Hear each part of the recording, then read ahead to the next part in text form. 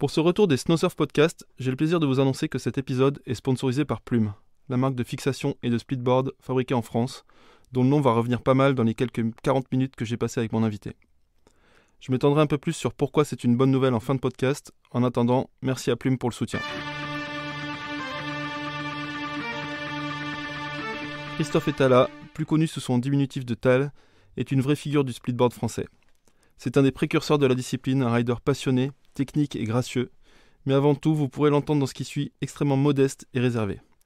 C'est un de ces gars qui font rêver, en tout cas qui me font rêver, puisqu'il ride tous les jours où il y a de la neige devant sa porte, ce qui arrive souvent au carreau dans le Grand Massif. Les jours où il n'y a pas de neige, il se déplace un peu plus loin dans les Alpes, et il ride sur son splitboard absolument tous les mois de l'année. Originaire d'un petit village français tout près de Genève, il ride depuis le milieu des années 80. Entre autres boulots qui lui ont permis de vivre sa passion, il a été berger et gardien de parking. Comme il dit, ça prend pas trop de temps de cerveau, ce qui lui a permis de réfléchir au matos de ses rêves. Il a ainsi développé des fixations plumes, et plus tard les splitboards de cette marque. Il se lance aujourd'hui dans une bouse de splitboard hybride dont on va pas mal parler dans la deuxième partie de ce podcast. Plongé dans l'univers fabuleux du Grand Tal.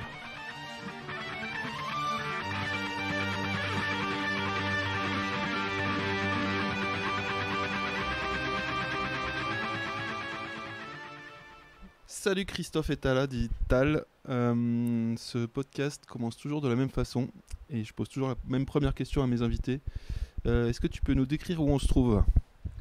Eh ben, on se trouve à Chamonix, on a bien de la chance. On est au cœur de Cham, juste au-dessus du lycée de ma fille, donc ça me fait plaisir.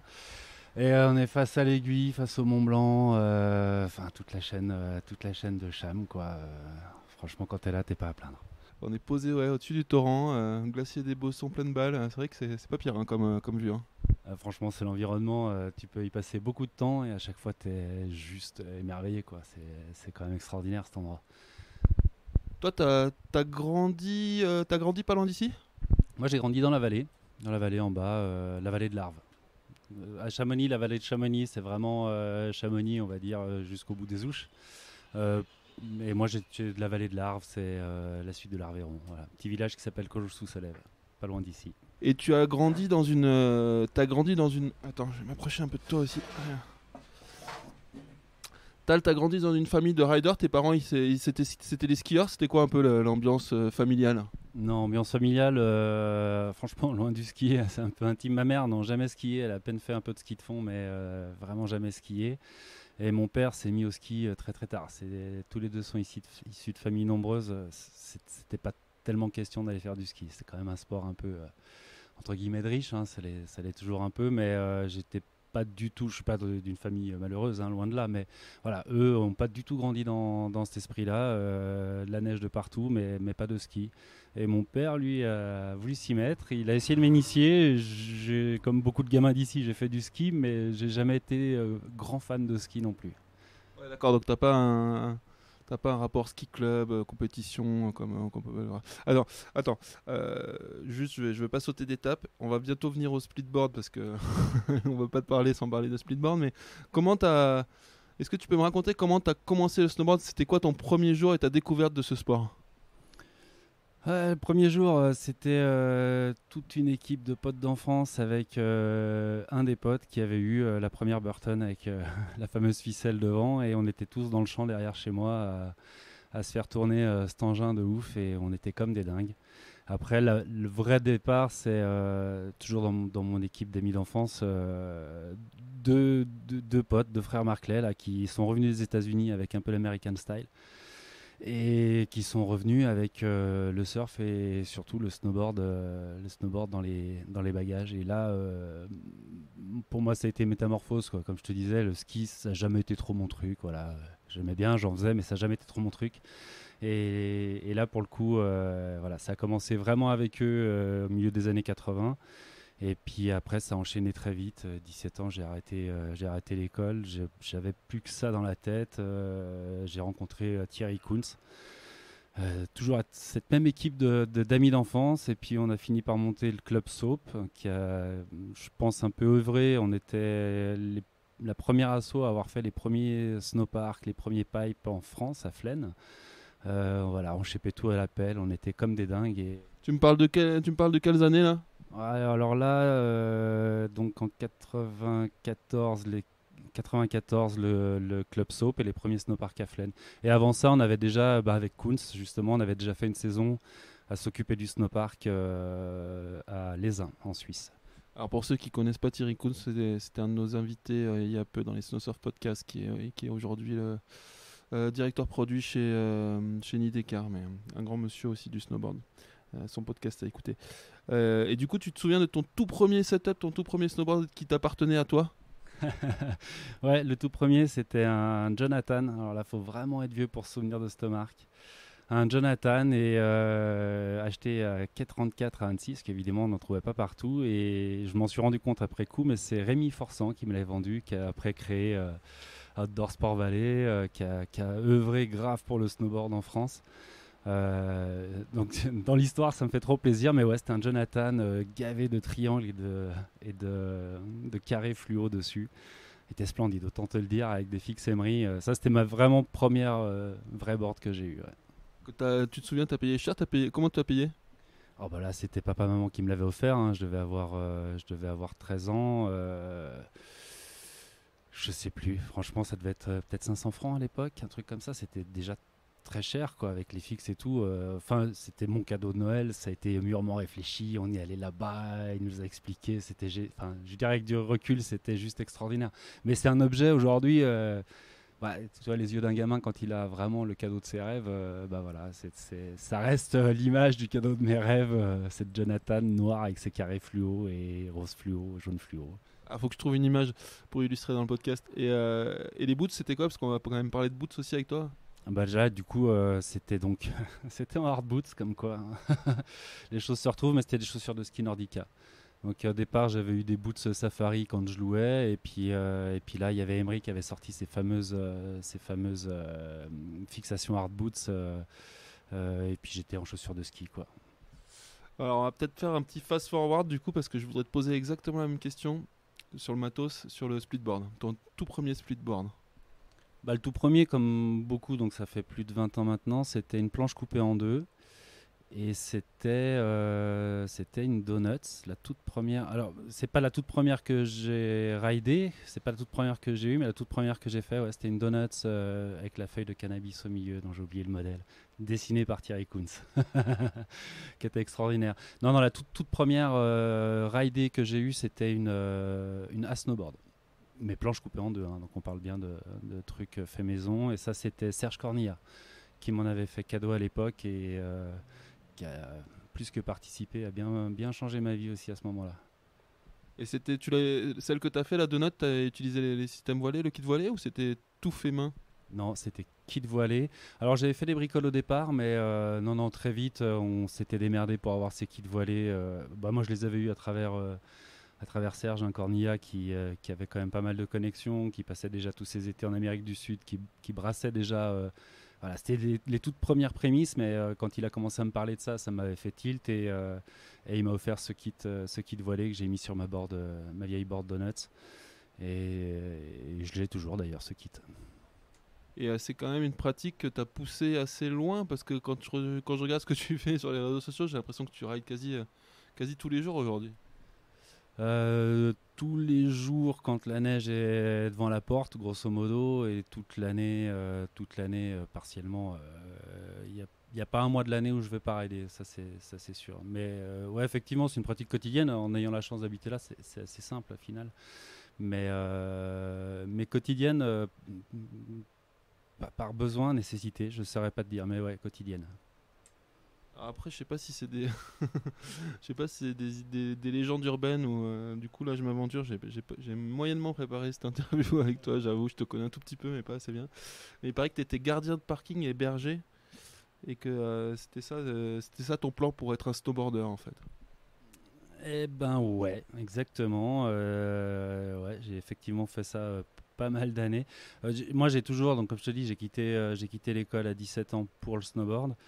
Ensuite, cette histoire d'assaut où je bossais un peu à gauche à droite et on s'occupait du snowpark de Flaine, ça m'a permis de vraiment beaucoup rider. À cette époque, j'étais quand même plutôt freestyler de l'époque, hein, on s'entend. Et après, l'idée, en vieillissant un petit peu quand même, il fallait faire du snowboard quoi, tous les jours, et du coup les boulots qui allaient là-dedans, c'était gardien de parking à Flaine. Entre autres, hein, j'ai fait pas mal de choses à Flaine, mais gardien de parking parce que je faisais 18h minuit, et autant te dire que quand tu veux rider, c'est juste un bonheur. J'ai passé des saisons complètes à rider. Après, j'ai fait la plonge, j'ai fait plein de boulots entre guillemets pourris, mais qui m'ont toujours permis de rider, et du coup, j'ai aucun regret avec tout ça. Et Berger, bah, c'était l'été, parce qu'il fallait bosser aussi l'été quand même. Et c'est un boulot qui collait vraiment avec ce que j'avais besoin de faire, c'est-à-dire passer du temps en montagne, du temps pour moi. J'aime bien lire, donc les bouquins, les machins, et que ce soit dans la cabane du parking ou en étant berger, je faisais que des dessins de matos de speedboard. Ça m'a, je dois avoir un petit problème psychologique, mais ça a été vraiment un truc qu'il fallait que je rumine, et je me revois à la cabane du parking avec les potes qui passent te voir franchement le soir, et puis moi j'essayais déjà de les motiver, je te parle de ça, tu vois, il y a vraiment 15 ans quoi. Je leur dis, ouais, faut qu'on fasse un truc, on fait du matos, faut qu'on fasse des fixes, faut qu'on fasse des boards, il y a des trucs à faire. On avait du matos tout pourri entre guillemets, parce que moi j'en étais content, mais tu sentais bien qu'il y avait quelque chose à faire. Donc voilà, que ça soit des boards, des fixes, des sacs à dos, des bâtons, des chaussures, tout était à faire. T'as encore tous ces dessins? Ouais, je dois en avoir, en fouillant, je dois avoir des cahiers à gauche à droite, tout ça traîne, ouais. Mais je t'avoue que j'ai pas repêché dedans encore. Et ça a quand même abouti, alors je sais pas, faut que tu me racontes l'histoire, mais comment ça a abouti à cette fixation de split qui a fini chez Plume?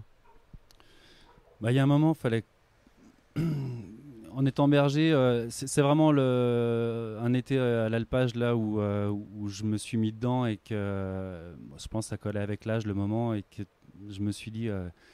Ouais, il y a un truc à faire, c'est légitime. Je veux dire, je pense, j'étais un des premiers. Je me suis pointé à 0G quand Spark a sorti sa première fixe. J'étais comme un dingue. Quand Karakram a sorti sa première fixe, j'ai appelé directement 0G. J'ai dit, tu m'en mets une de côté. J'avais même pas l'idée du prix. C'était juste logique d'avoir ce genre de matos. Et donc après, en étant berger, j'avais quand même beaucoup de temps, hein. Tu regardes des moutons manger, je veux dire, c'est pas non plus, ça te prend pas non plus tout ton esprit. Donc j'ai cogité. J'avais l'alpage au-dessus de la vallée de l'Arve, capitale mondiale du décolletage. Tout le savoir-faire à travailler l'usinage, tout ça. Donc je me suis dit, il y a forcément un truc à faire. Et puis voilà. Puis en redescendant de l'alpage, donc bien dégueu, donc je redescendais tous les 15 jours peut-être, je suis allé pousser la porte de chez Plume. Avec mes petits dessins, j'avais pire que des petits dessins, j'avais des petits bouts de papier, des petits bouts de carton pour expliquer ce que je voulais faire. Et à la base, je l'ai poussé sincèrement en espérant faire quelque chose, mais dans l'idée, c'était faire une fixe pour moi. Je me suis dit, ouais, ça se trouve, je peux juste leur demander, ils me l'usinent, ils me la fabriquent, et puis c'est parti, j'ai une fixe pour ma gueule, quoi. Et puis après, une fois que tu t'investis dans ce genre de petits trucs, ça paraît anodin, mais voilà, du coup, Albert m'a dit, ouais, mais bon, ça coûte machin. Alors, j'ai commencé à monter des fixes de ski chez Plume pour pouvoir me payer mon truc. Ça n'a pas duré si longtemps, mais ça m'a quand même vraiment mis dedans à me convaincre que j'ai halluciné sur le savoir-faire de Plume. C'était quand même fabuleux de voir cette usine. Moi, je découvrais ça, hein, même si j'ai fait 3 mois d'études avant de me faire renvoyer, mais sur l'usinage. Mais j'avais pas plus d'idées que ça de ce qu'ils faisaient. Le boulot était fabuleux. Et là, je me suis dit, c'est fou, il y a un truc à faire, quoi. On est au pied du Mont Blanc, la vallée de l'Arve, capitale mondiale du décolletage. On est légitime, il faut qu'on le fasse, c'est normal. Et voilà, du coup, je me suis vraiment bougé pour avancer sur ce projet. J'ai re-rencontré Rémi Forsand d'OSV, qui m'a mis le pied à l'étrier parce qu'il a un discours qui est hyper motivant. Et grâce à OSV, j'ai gagné un concours d'innovation chez OSV. Donc ils avaient un petit concours d'innovation que j'ai gagné. J'ai reçu un chèque de 1 000 euros. Je dois me dire que j'étais comme un dingue. C'est pas grand chose si tu veux, mais moi ça m'a mis, ça m'a boosté, quoi. Du coup, j'ai reparticipé à un autre concours du régional que j'ai gagné aussi. Et j'ai obtenu c'est la région qui a payé le brevet. et les premiers prototypes de cette fixation. Donc je me suis retrouvé avec un brevet dans les mains, la possibilité de faire ce prototype financé par la région, donc 1000 fois merci, on peut dire plein de choses, mais là 1000 fois merci. Et derrière, Albert, le patron de chez Plume, qui m'a suivi derrière, qui m'a soutenu dans ce projet. Et puis après, OSV, rencontre avec Régis Roland, donc énorme bonhomme du snowboard quand même. Je suis assez fier de pouvoir dire que la première fois qu'il a fait du split, c'est avec moi. On est parti faire un tour dans les Aravis. Et puis il a cru au projet. Et Régis, il m'a boosté à fond. Il m'a dit, on va le faire ensemble, on va le faire ensemble. L'histoire a fait qu'ensemble, ça avait été compliqué, mais ça a donné l'idée à Albert de chez Plume de se dire, mais en fait, pourquoi tu le fais avec Régis? On n'a qu'à le faire, nous, on n'a qu'à le faire Plume. Et puis voilà, et puis après, c'est parti. Et entre le moment où tu descends de l'alpage tout crado pour aller voir Plume et le moment où tu as la première fixation, c'est quoi le timing un peu? C'est quoi les années, les timings? Premier proto que j'ai mis dans la pente, au final, ça allait assez vite. Ça a duré peut-être 2 mois. Mais c'est un proto qui, dans l'idée, est déjà, on voit un peu ce qui existe aujourd'hui, mais évidemment, n'a rien à voir. Ça a mis 1 an à ce qu'on ait quelque chose qu'on puisse proposer au public, aux riders. Et du coup, pendant 1 année, c'est quand même déjà long, quoi. Hein. Donc, moi, je te passe toutes les phases de test. Donc, j'ai passé du temps sur la neige avec différents protos pour en arriver là. La première année, c'était vraiment une année test. C'est compliqué à savoir les sections, tout ce qu'il faut faire pour que ça tienne le coup, pour que ça soit valable. Et on a fait une première année de vente où on en a vendu très peu. C'était une volonté de ma part de faire une toute petite série qui était une série test un peu. C'est quelle année ça? Ça, c'était en 2012. 2012. Et Spark et Karakoram, tu peux me rappeler un peu, c'est quoi les années à peu près? Ça faisait longtemps que ça existait? Pas si longtemps, non? Pas si longtemps. 2005, je dirais, pour 2005 pour Karakoram. Non, 2010 pour Karakoram. 2010 pour Karakoram et 2005 pour Spark. Alors à vérifier, j'ai pas trop la mémoire des dates. C'est vraiment à vérifier, mais ils étaient déjà là. En tout cas, ça c'est sûr. Hein. D'ailleurs, il faut bien admettre que quand tu as déjà des marques qui sont sur le marché, ça te donne aussi une base de test. Hein. C'était des fixes que, comme je te disais tout à l'heure, moi j'ai adoré, je les ai ridés, mais tout en les adorant, tu peux voir les défauts. Ça t'aide déjà beaucoup. Mais voilà, nous c'était 2012, première fixe vendue officiellement. Voilà, après 2013, beaucoup de corrections sur la version précédente et depuis des améliorations, mais plus de gros changements. C'est-à-dire qu'on avait en une année, en une année de vrais tests entre guillemets de grande ampleur, hein, avec une petite centaine de personnes qui nous avaient fait confiance, on a réussi à corriger le tir sur tout ce qui était pas fiable, pas assez fiable. Et après, on a pu, on a la fixe qu'on a aujourd'hui, entre guillemets, dans ses proportions, pas dans son design, mais en tout cas dans ses proportions et dans son mécanisme général. Hyper intéressant. Et du coup, c'est après que tu as sorti tes propres planches de split, quoi. T'es devenu un shaper. Je suis devenu un shaper. Alors ça, c'est pareil, c'était un peu en parallèle, en fait, parce que les planches... il y a un moment, donc pendant longtemps, je me suis coupé des planches. Donc j'ai coupé mes vieilles planches au départ. Puis après, j'ai acheté une planche neuve pour la couper en 2. Et puis après, il y avait Aluflex, les shapers alpins, Daniel et Pierrot qui étaient en bas dans la vallée aussi et qui commençaient à faire des splits, des vrais splits.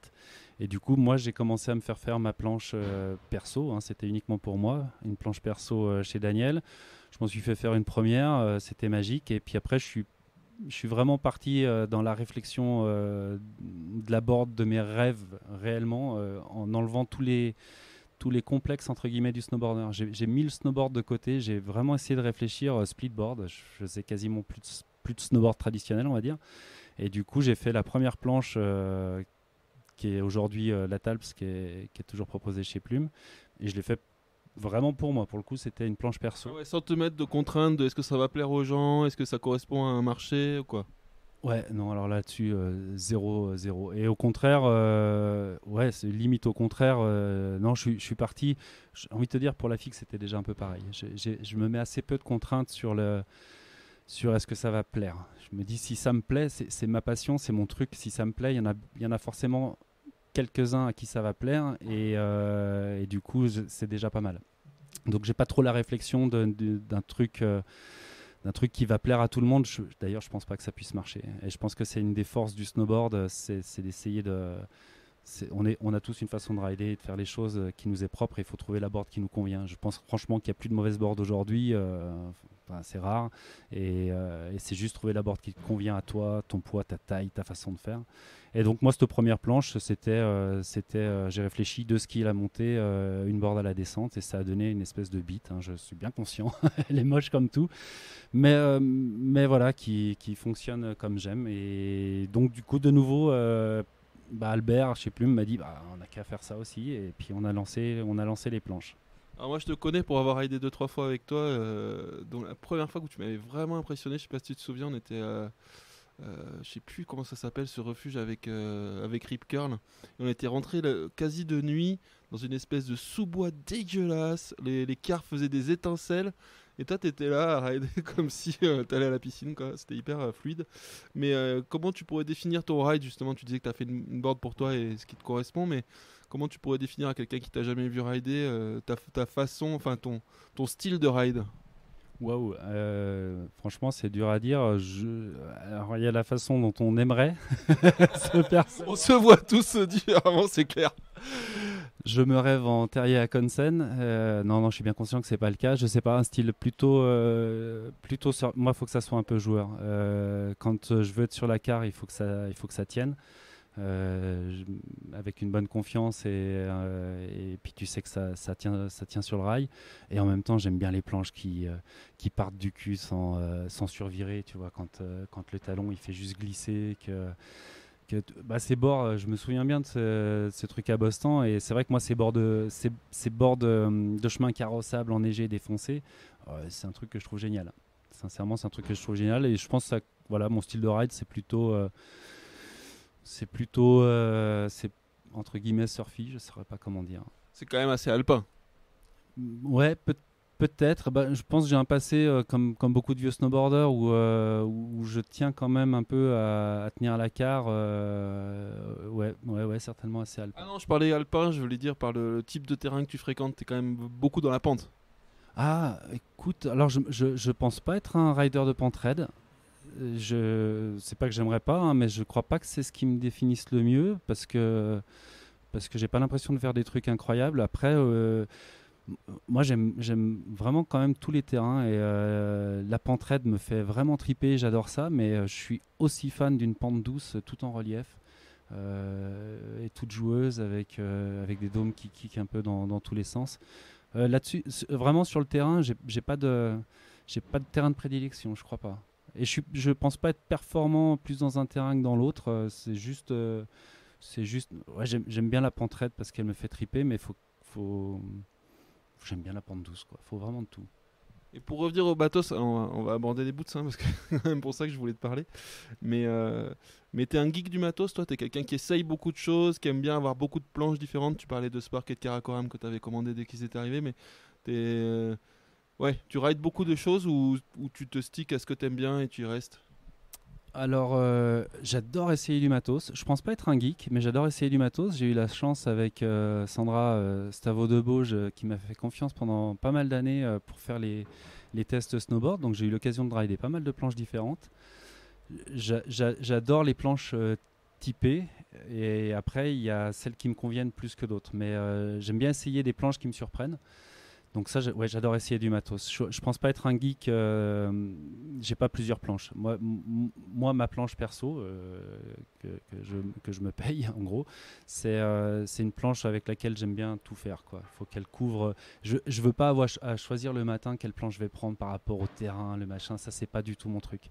Je sais qu'il y a des planches qui sont plus performantes dans telle condition, d'autres dans telle condition.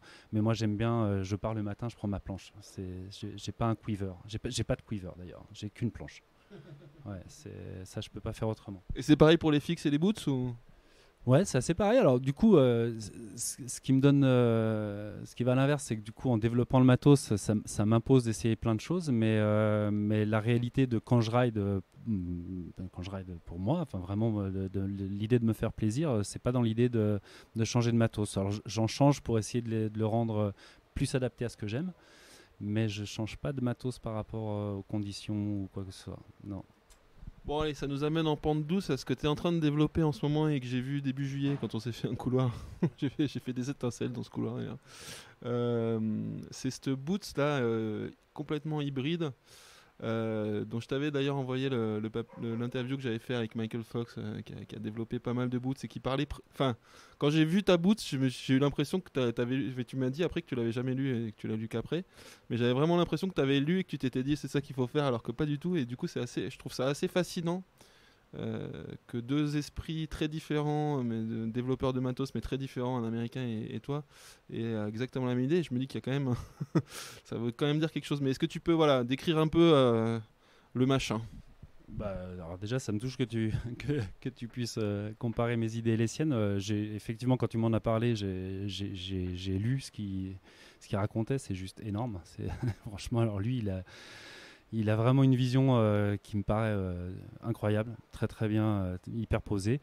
Mais moi, en ce qui me concerne, non, l'hybride, c'est toujours. En fait, ça me paraissait logique dès le départ quasiment dès le départ du split. C'est-à-dire que quand tu commences à réfléchir au matos, les planches, la board, tes boots arrivent forcément à un moment. Et c'est vrai que dans la rando en général, que ce soit en ski ou en split, le but c'est d'être un petit peu minimaliste, en tout cas de ne pas multiplier les fonctions. Et du coup, cette board, cette boots un peu hybride, elle coule un peu de source dans mon esprit, hein, ça reste quelque chose qui est personnel.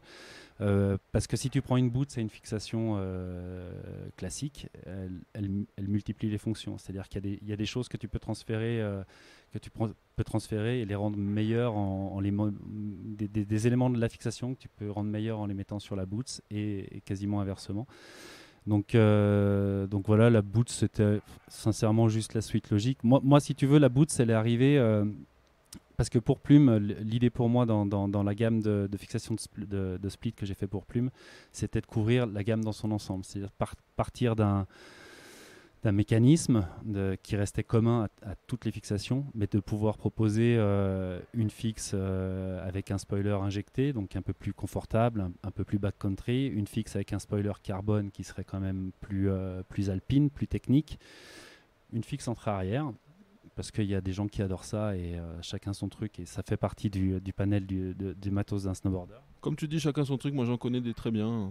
Ouais, exactement, franchement, moi j'ai aucun de. Enfin, ça me paraissait logique. Et du coup, la fixation hard boots qui était normale à proposer. Du coup, vu c'est juste exclu de développer du matériel que je n'utiliserais pas, ou que j'aurais pas essayé en tout cas, je me suis mis aux hard boots un peu contraint. Franchement, faut l'admettre, c'était un peu sous la torture au départ. Alors, à nos auditeurs snowboarders qui n'ont pas réessayé les hard boots depuis longtemps. Moi j'ai essayé il y a 6 ou 7 ans dans des conditions incroyables au Canada en poudreuse et j'ai vraiment détesté quoi. Alors je sais que j'ai mal fait mon truc et tout ça, qu'il y a des façons de tweaker les boots et tout, mais je comprends que tu aies eu du mal au début quoi. Ah, moi j'ai détesté quoi. Sincèrement, c'est vraiment à ce moment-là, je me suis dit merde, en fait, je suis au boulot quoi. Je suis parti rider le matin et je me dis waouh, alors là je suis au taf quoi, parce que zéro plaisir. Vraiment zéro plaisir. Et pire que ça, j'ai trouvé un manque de performance. Enfin, je me suis dit, putain, merde, la fixation, elle tient la route. On est juste. Je vois pas trop de modifs. On peut mettre du canting, mais ça, c'est pas mon truc. D'autres marques le font. Ça plaît à certains. Moi, c'est pas une solution qui me convient de mettre du canting. Et pour moi, la solution était quand même dans cette chaussure. Cette chaussure qui n'était pas adaptée. Donc, me retrouver avec les chaussures de ski de rando, ça marchait pas. Je me faisais tabasser dès que les conditions étaient hardcore. Après, en montée, c'est super. Hein. Ouais, monter ça marche, mais c'est uniquement ça. C'est énorme, hein, c'est beaucoup de temps de split. Hein.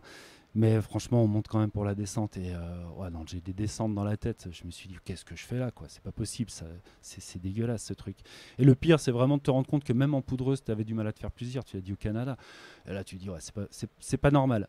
Donc, du coup, j'ai passé du temps avec au pied une boots à un pied et une hard boots à l'autre. Et je me suis dit, je veux comprendre. Je voulais comprendre. Je veux comprendre défaut, avantage dans les mêmes conditions un jour J, ces conditions-là, qu'est-ce que m'apporte la boots, qu'est-ce que m'apporte la hard boots. Alors l'inversé pied gauche, pied droit, j'ai passé vraiment du temps, hein, je t'assure. Ça a dû faire rire du monde qui m'a croisé, mais c'était hyper formateur. J'ai été surpris par des conclusions, à des fois me dire, attends, mais c'est t'as peut-être pas bien compris. Donc j'ai passé pas mal de journées comme ça. Et puis voilà, la finalité, c'est qu'à un moment, tu fais les plus, les moins. Qu'est-ce que t'apporte pourquoi la hard boots t'apporte ça? Qu'est-ce qui est bien dans la soft en mode ride? Et puis voilà, puis la hybride, elle est arrivée de manière assez logique dans la conception, en tout cas dans la tête de ce qu'il faudrait arriver à faire. Après, tu as les contraintes techniques qui viennent par la suite. Mais voilà, là une fois que j'ai fait tous ces tests, dans la tête, j'avais une idée de ce qu'il fallait avoir. Et puis, de nouveau, tu vois, dans ma cabane de parking, donc je te parle de ça il y a 15 ans, hein, j'avais cette chaussure de Gignoux, il venait de sortir ses chaussures en carbone destinées au ski, hein, rien à voir avec le split.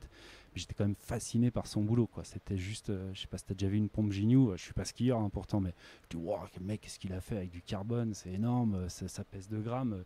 Dans un de mes petits cahiers, j'avais la photo de cette pompe et j'avais déjà commencé à modifier ce que je me disais qu'il fallait modifier. Puis voilà, suite à ces tests, j'étais convaincu qu'il y avait un truc à faire. De nouveau, pour ma pratique perso, je me suis dit, pour moi, il y a un truc à faire. Donc si c'est pour moi, ça peut coller à d'autres.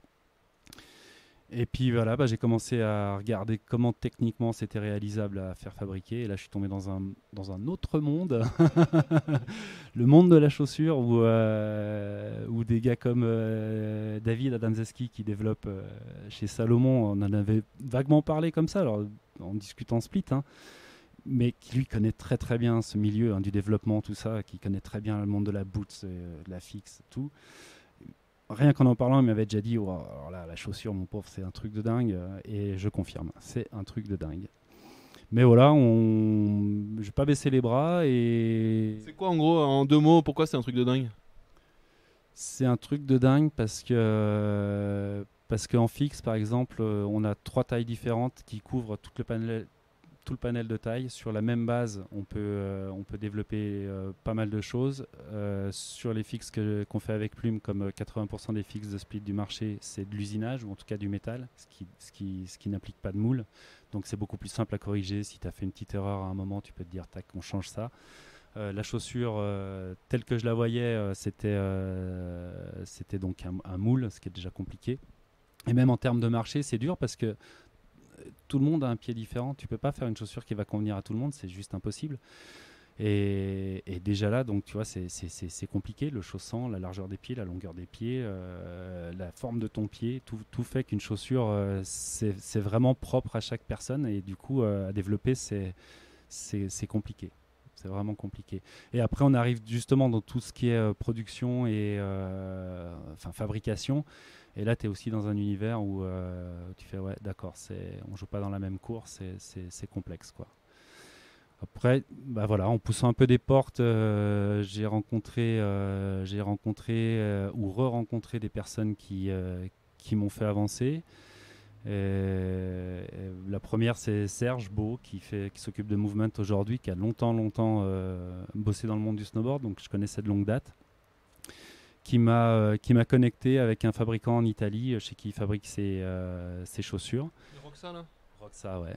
Un Roxa qui fabrique en propre pour eux et puis qui fabrique Movement, Gann et d'autres chaussures de ski de rando. Et puis donc je suis entré en contact avec ce fabricant pour voir comment on pouvait faire pour développer le produit que j'avais dessiné, quoi. Et puis ce qui était assez marrant, c'est que du coup c'est là que l'histoire aussi un peu tournée, c'est que c'est Roxa qui m'a appris qu'ils avaient été contactés par un Suédois, un Norvégien, on ne sait plus trop, mais il y a quelqu'un qui nous a appelé qui veut aussi faire des hard boots. Et moi, un Suédois qui fait du split, direct, je leur dis, mais il s'appelle Ampus Ederholm. Ah ouais, c'est ça. Je dis, ah bah, parfait, je l'appelle et on s'organise. Et Ampus c'est celui qui s'occupe de la marque Furberg, donc qui est assez confidentiel dans le monde du snowboard. Pas dans les pays nordiques. Hein. Exactement. Pour nous, en tout cas, assez confidentiel dans le monde du snowboard, mais qui est quand même connu dans les pays nordiques et qui commence vraiment à avoir une belle image en split. Et voilà, j'ai appelé Ampus et on s'est vu en Autriche sur un événement split et on a commencé à discuter. On s'est dit, c'est parti, quoi. C'est le feu. On était sur le même truc. Il avait essayé les hard boots. Il avait été dégoûté du hard boots à se dire, c'est vraiment trop de la merde. Et il y a vraiment un truc à faire. Donc on était sur le même fond. Je pense qu'on est en plus complémentaires. C'est un gars qui est super, et voilà, on s'est associés et on a monté Key Equipment, qui est notre marque aujourd'hui qu'on a créée, qu'on va sortir l'hiver prochain. Et alors, est-ce que tu peux me décrire, parce que parler d'une boots hybride, je sais pas ce qu'on s'imagine dans sa tête. Moi, j'ai vu celle que tu avais l'autre fois, qui était quand même un beau proto. Mais en gros, c'est quoi le concept ? Bah, l'hybride, il revient au fameux test dont je parlais tout à l'heure, c'est-à-dire que hybride, tu gardes les points forts de chaque chaussure. Donc, tu prends un mixeur, tu prends une boots, une chaussure de ski de rando et une fixation de soft boots. Tu mets tout ça dans un mixeur et tu essayes d'en sortir que le meilleur. Ça veut dire qu'aujourd'hui, ça donne pour la montée, ce qui t'apporte vraiment la conduite du ski à la montée et qui t'apporte vraiment de la puissance en mode ride, c'est la rigidité de la semelle. Toujours pareil, c'est mon analyse. Hein. Je n'ai pas de vérité, mais moi, c'est ce que j'en retire. C'est là-dessus que je suis parti. Rigidité de la semelle, conduite de ski à la montée, puissance à la descente. Ce qui t'apporte le toucher de neige, c'est d'avoir du flex et un beau mouvement de la cheville. C'est-à-dire qu'en snowboard, tu travailles avec tes genoux et tes cuisses pour tes appuis, mais ce qui fait que tu as du toucher de neige et que tu peux rider du trafolé, c'est parce que tes chevilles ont un certain flex et que tu travailles avec tes chevilles. Donc là, tu viens, donc c'est en front, hein, c'est en appui languette. Donc là, tu en viens à justement cette languette et le système de forward lean, donc ce qui fait ton spoiler pour tes appuis carbac et ce qui fait la souplesse et le flex de ta chaussure en appui front. Donc un modèle hybride, c'est une base de chaussures de ski avec une languette spécifique et donc ce qu'ils appellent dans la chaussure de ski le collier, la partie haute, donc ce que nous on pourrait appeler le spoiler, qu'on a complètement redessiné. Donc on a refait, si tu veux, on est parti avec vraiment une base qui est commune avec Roxa, qu'on prend des moules Roxa et Movement, et on a fait faire un moule pour avoir cette partie qu'on peut appeler le high back, quoi. Et là-dedans, on fait fabriquer une languette spécifique qui t'apporte tout ce confort en appui front et tout ce travail de la cheville. Et ensuite, on a intégré un strap. Donc, c'est pas vraiment un strap de snowboard. On a commencé avec des vrais straps de snowboard, mais on s'est rendu compte que c'était pas le mieux. Et pour l'instant, on est sur un strap type strap de ski, on va dire. C'est strap un peu booster pour le coup de pied. Et ça coûte enfin, c'était un des trucs qu'on discutait avec Michael quand je l'avais interrogé là-dessus il y a quelques années. Ça coûte hyper cher à développer ça, parce qu'il faut plein de moules, il faut plein de tailles. Et du coup, ça coûte cher à l'achat d'en faire, parce que tu vas pas en faire... Enfin, tu vois, Adidas, ils vendent beaucoup de sneakers, mais des boots de split, même si je te souhaite la plus grande réussite, hein, mais tu vas pas en vendre non plus des centaines de milliers, quoi. Non, ça on est bien conscient qu'on va pas vendre des centaines de milliers. C'est pour ça que la rencontre avec la re-rencontre avec Serge Beau, c'était vraiment extraordinaire parce que l'avantage de ces moules, c'est qu'il y a des pièces qu'on peut avoir en commun. C'est-à-dire qu'il y a la finalité de la pièce, on n'aura pas la même pièce avec Movement. Par contre, il y a des pièces sur lesquelles on peut diviser les prix. Et c'est ce qui se passe avec cette chaussure.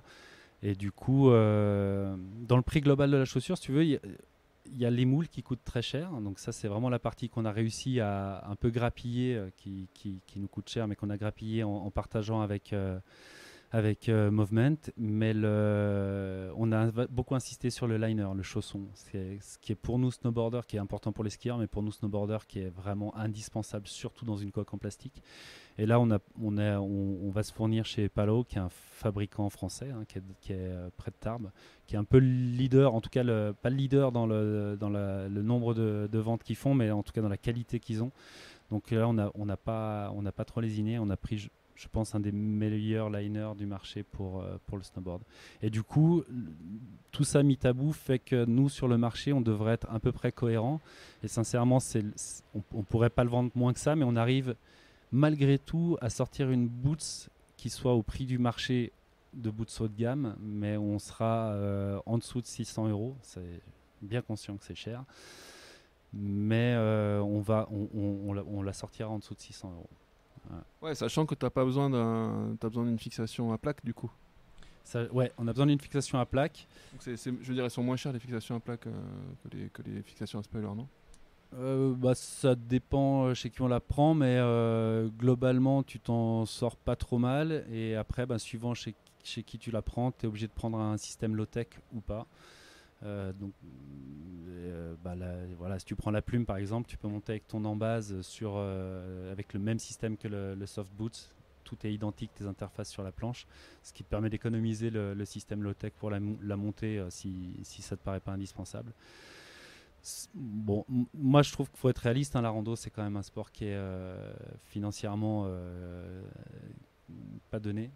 Ça dépend si tu compares avec tu connais le prix du forfait saison à Chamonix, hein. Et ben voilà, c'est là où on peut un peu aussi recomparer les choses, où beaucoup de speedboarders sont passionnés de VTT. Je pense c'est pas une découverte, hein. Le VTT c'est aussi hors de prix. Après on est sur des trucs passion. Moi je sais que nous aujourd'hui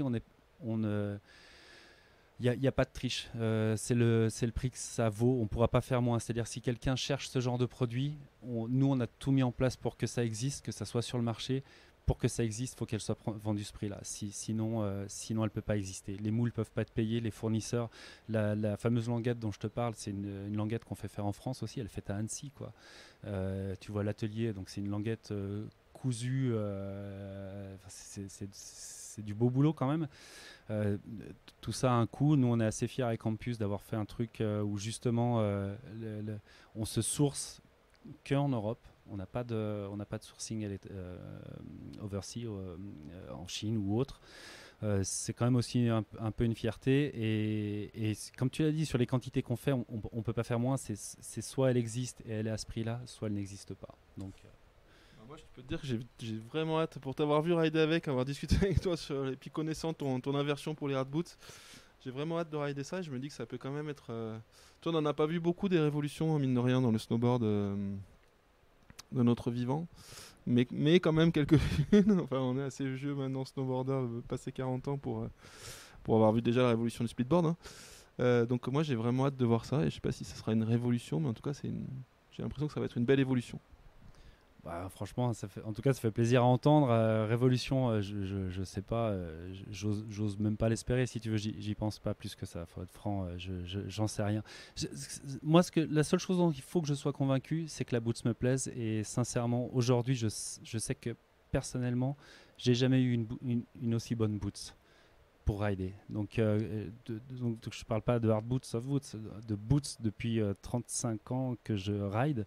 J'ai jamais eu une boots qui m'a apporté ça. Ce maintien, cette performance, ce confort, ce toucher de neige, moi j'ai jamais eu ça. Après, je sais qu'effectivement, elle pourra pas plaire à tout le monde, mais j'espère qu'elle plaira à pas mal de gens. Et je serais trop heureux que tu puisses l'essayer, évidemment. Et je serais encore plus heureux qu'elle puisse te plaire. Mais je suis bien conscient que ça pourra pas plaire à tout le monde. C'est quand même quelque chose de... Il y a une barrière psychologique aussi là-dessus. Alors moi, je te rejoins, je ride depuis un peu moins longtemps que toi, mais ça fait quand même près de 20 ans. Près de 30 ans. et j'ai jamais, pour l'instant, je peux pas dire que j'ai une boots qui m'ait vraiment fait flasher, quoi. Ouais, c'est dur parce qu'en plus, la plupart des boots, quand tu les mets les premières fois, tu vas faire tes 5, 6, 8 premières sorties en disant la vache, elle me déglingue les pieds. Et puis tu vas rider une petite saison avec où tu vas te dire, ouais, si, ça marche bien. Et puis après, elles vont aller un peu plus en se dégradant. C'est pas évident. Et puis vraiment, il y a quand même une combinaison, on en revient au même, hein. La combinaison boots fixation est hyper importante. Alors moi, j'ai pas essayé toutes les combinaisons. Je pense qu'une marque comme Salomon a certainement des produits qui sont super bien parce qu'ils fabriquent les deux et ils ont fait quelque chose qui tient la route. Je les ai pas essayés, je peux pas en parler. Flow aussi peut-être qui a des trucs qui tiennent la route. Je sais pas. Ça c'est du matos que j'ai pas essayé. Le combo boots fixe, il y a des choses évidemment que j'ai pas essayé donc je peux pas en parler. Mais je suis comme toi. Il y a un moment les boots, je me suis dit. Tu corriges le défaut de tes boots en serrant tes fixes. Du coup, tu te déglingues les pieds. Et au bout d'un moment, tu rides. On va pas se plaindre non plus. Mais tu te dis quand même, la finalité de la journée, il y a un truc qui va pas. Bon, en tout cas, j'ai bien hâte d'essayer ça. Et merci d'en avoir parlé avec toute ta passion. On sent que tu les kiffes en tout cas. Et puis à bientôt sur la neige, Tal. Eh ben ouais, très vite sur la neige. Et puis franchement, je voulais te remercier pour le podcast, l'invitation. Je t'avoue que percer derrière Delfino et Thierry Kunz, ça me met un peu la tension, mais super quoi. Et puis ouais, vivement la neige.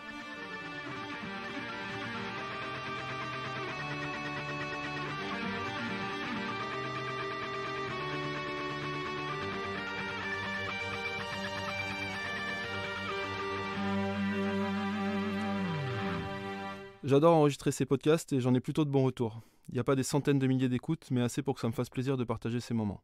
Je suis un peu comme Tal et son matos, je fais d'abord ça pour moi, parce que ça me plaît, et si ça peut en intéresser d'autres, tant mieux. Mais produire et enregistrer un podcast, ça prend énormément de temps, et c'est pour ça que je le disais en intro, c'est une bonne nouvelle que des marques comme Plume sponsorisent des épisodes.